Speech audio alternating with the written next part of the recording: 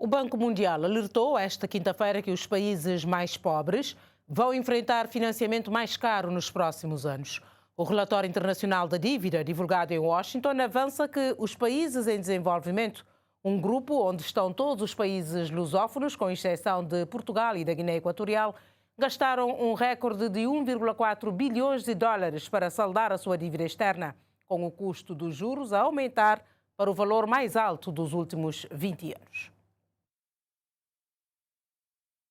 Os países mais pobres vão pagar juros mais altos do que antes da pandemia, no entender do Banco Mundial. A instituição financeira internacional revela que o serviço da dívida em 2023 custou 1,4 bilhões de dólares, o mais elevado em 2 décadas. O vice-presidente e economista-chefe do Banco Mundial, Indermit Gill, garante que as taxas de juros vão descer no futuro, mas vão manter-se acima do período anterior à pandemia da Covid-19, o que significa que os países mais pobres não vão poder conseguir endividar-se de forma tão vantajosa como acontecia antes. Falando aos jornalistas na apresentação do relatório internacional da dívida, divulgado hoje em Washington, o vice-presidente do Grupo Mundial informou que os países em desenvolvimento, um grupo onde estão todos os lusófonos, à exceção de Portugal e da Guiné Equatorial,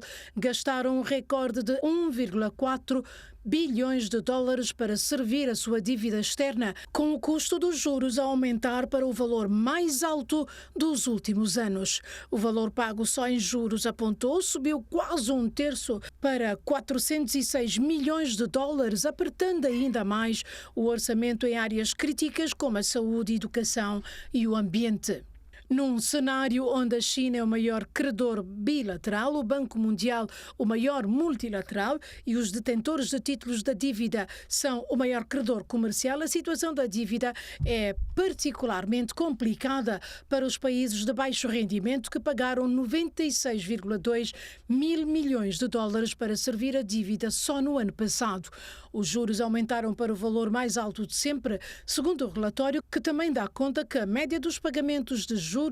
para os países mais pobres representa 6% das receitas de exportação, num nível inédito desde 1999, e, em alguns países, esta percentagem sobe para 38%. No ano passado, concluiu o relatório, o endividamento externo tornou-se consideravelmente mais caro para todas as economias em desenvolvimento, já que as taxas de juros dos credores oficiais aumentaram para mais de 4% e as taxas cobradas pelos credores privados subiram mais de 1%, ou seja, para 6%, o que representa o valor mais alto dos últimos 15 anos.